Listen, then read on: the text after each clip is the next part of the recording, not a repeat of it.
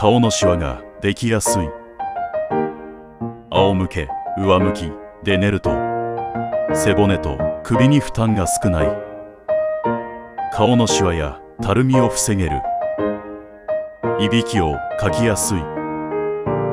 腰痛が悪化することもある。左向きで寝る場合、いびき無呼吸症候群を軽減。消化によく胃酸の逆流を防ぎやすい。大腸の動きが促され、便秘の改善にもつながる。妊娠中の女性は負担が少ないため推奨されている。顔のシワができやすい。うつ伏せで寝る場合、いびき無呼吸症候群を軽減。胃酸の逆流を軽減。顔や顎、首、背中に負担がかかる。